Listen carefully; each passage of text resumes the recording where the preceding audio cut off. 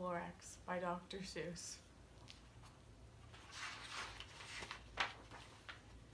At the far end of town, where the grickle grass grows, and the wind smells slow and sour when it blows, and no birds ever sing except the old crows, is the street of the lifted Lorax.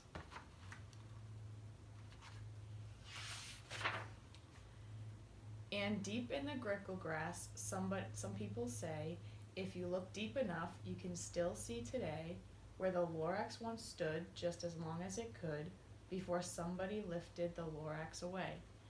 What was the Lorax and why was it there, and why was it lifted and taken somewhere?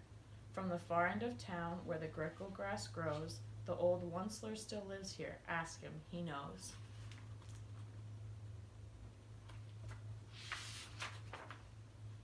You won't see the Onceler, don't knock on his door. He stays in his lurkum on top of his store. He lurks in his lurkum, cold under the roof, where he makes his own clothes out of muffled loof. And on special dank nights in August he peeks out of the shutters, and sometimes he speaks and tells how the Lorax was lifted away. He'll tell you perhaps if you're willing to pay.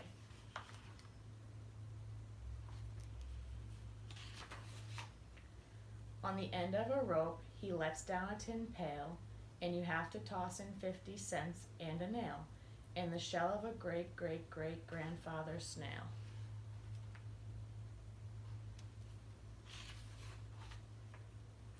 Then he pulls up the pail, makes a most careful count to see if you paid him the proper amount. Then he hides what you paid him away in his snoove, his secret strange hole in his grooveless glove. Then he grunts, I will call you by whisper my phone, for the secrets I tell you here are for your ears alone.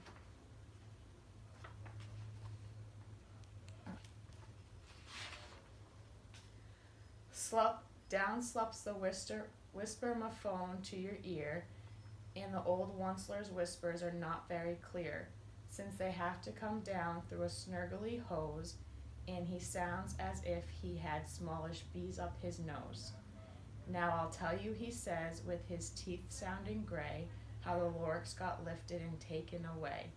It all started way back, such a long, long time back.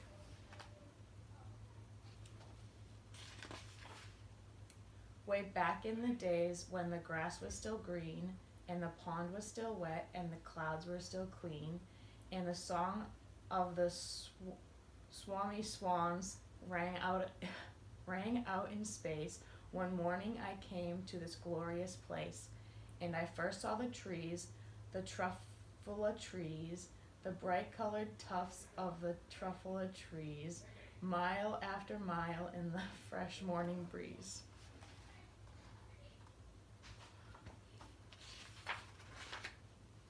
And under the trees I saw brown bar baloots frisking about in their bar baloot suits as they played in the shade and ate truffula fruits. From the ripulous pond came the comfortable sound of the humming fish humming while splashing around.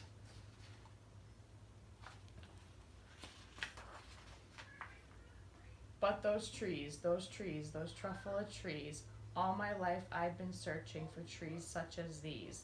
The touch of their tufts was much softer than silk, and they had the sweet smell of fresh buttery milk. I felt a great leaping of joy in my heart. I knew just what I'd do. I'd unload my cart.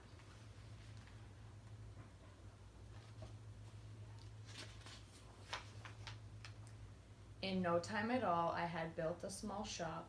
Then I chopped down a truffula tree with one chop, and with great skillful skill and with great speedy speed, I took the soft tuft and I knitted a feed.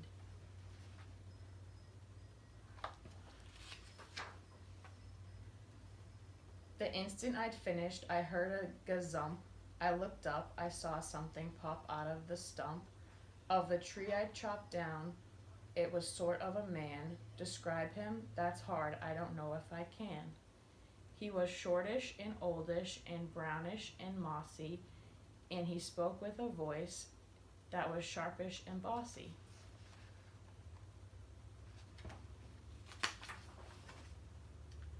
Mister, he said with a sawdusty sneeze, I am the Lorax, I speak for the trees.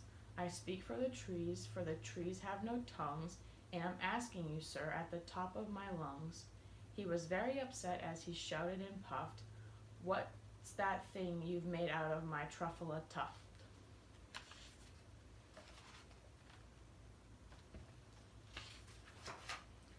Look, Lorax, I said, there's no cause for alarm. I chopped just one tree. I am doing no harm.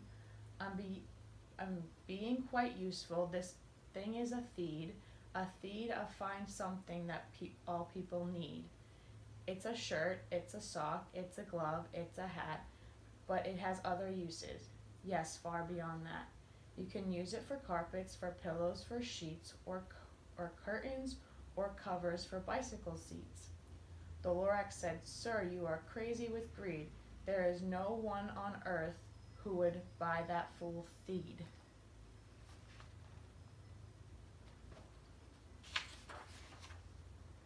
But the very next minute I proved he was wrong, for just at that minute a chap came along, and he thought that the feed I had knitted was great. He happily bought it for $3.98. I laughed at the Lorax, you poor stupid guy, you never can tell what somebody will buy.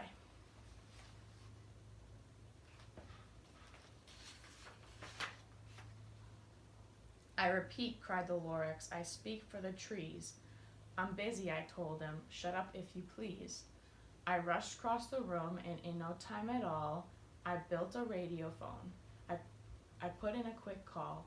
I called all my brothers and uncles and aunts, and I said, listen here, here's a wonderful chance for the whole Onceler family to get mighty rich.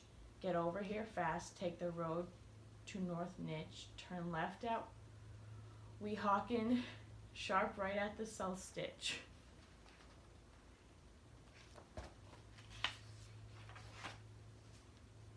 And in no time at all, in the factory I built, the whole Onceler family was working full tilt. We were all knitting feeds, just as busy as bees, to the sound of chopping of truffula trees.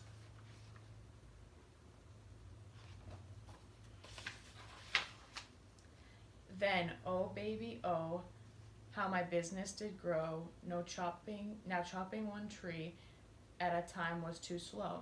So I quickly invented my super axe hacker, which whacked off 4 truffula trees at one smacker. We were making feeds 4 times as fast as before, and that Lorax, he didn't show up anymore.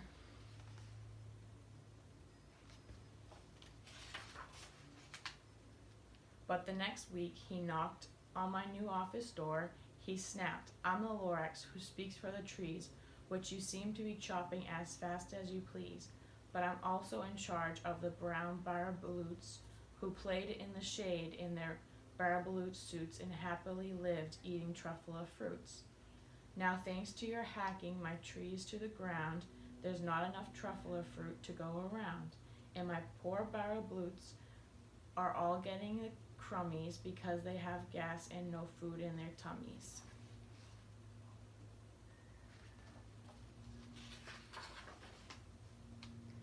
They loved living here, but I can't let them stay. They'll have to find food, and I hope that they may. Good luck, boys, he cried, and he sent them away. I, the Onceler, felt sad as I watched them all go, but business is business, and business must grow, regardless of crummies in tummies, you know.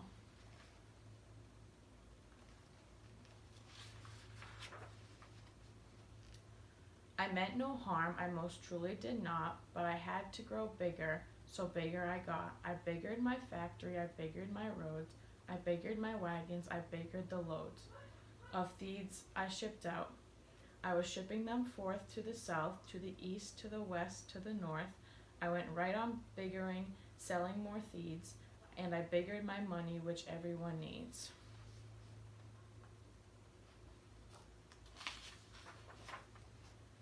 Then again he came back. I was fixing some pipes when that Old nuisance Lorax came back with more gripes.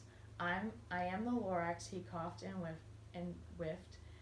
He sneezed and he snuffled, he snargled and he sniffed. Onceler, he cried with a querulous croak. Onceler, you're making such a smogulous smoke. My poor Sami swans, why they can't sing a note. No one can sing who has smog in his throat.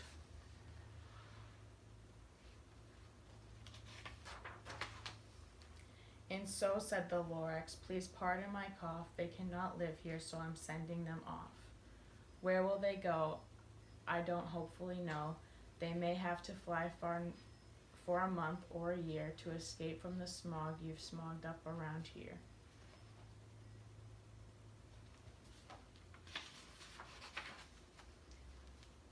What's more, snapped the Lorax. His dander was up.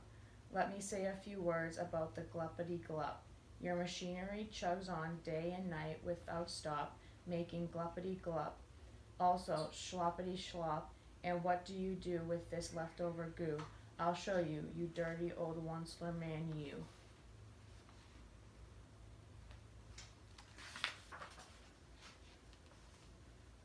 You're glumping the pond where the humming fish hummed. No more can they hum, for their gills are all gummed. So I'm sending them off. Oh, their future is dreary. They'll walk on their fins and get woefully weary in search of some water that isn't so smeary.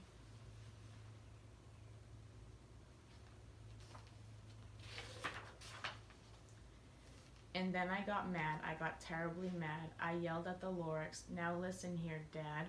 All you do is yap, yap, yap, and say, bad, bad, bad, bad. Well, I have my rights, sir, and I'm telling you, I intend to go on doing just what I do. And for your information, you Lorax, I'm figuring on biggering, and biggering, and biggering, and biggering, turning more truffula trees into thieves, which everyone needs.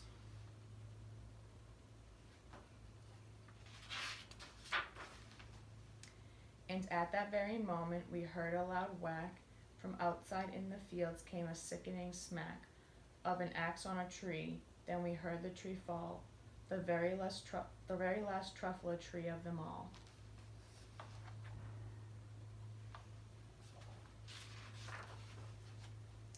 No more trees, no more thieves, no more work to be done. So in no time my uncles and aunts everyone all waved me goodbye. They jumped into my cars and drove away under the smoke-smuggered stars.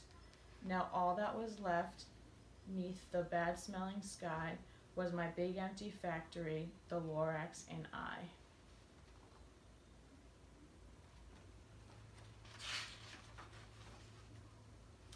The Lorax said nothing, just gave me a glance, just gave me a very sad, sad backward glance, as he lifted himself by the seat of his pants, and I'll never forget the grim look on his face when he hoisted himself and took leave of this place, through a hole in the smog without leaving a trace.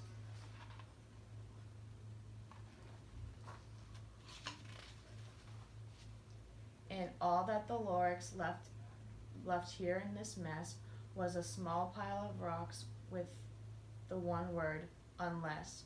Whatever that meant, well, I just couldn't guess.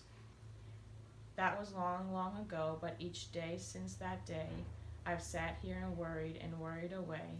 Through the years, while my buildings have fallen apart, I've worried about it with all of my heart.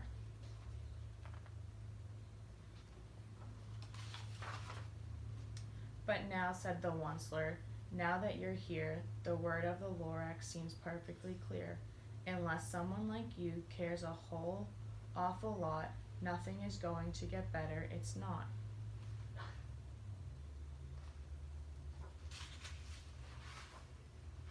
So catch, calls the Onceler. He lets something fall. It's a truffula seed, it's the last one of all. You're in charge of the last of the truffula seeds, and truffula trees are what everyone needs. Plant a new truffula, treat it with care, give it clean water and feed it fresh air. Grow a forest, protect it from axes that hack. then the Lorax and all of his friends may come back.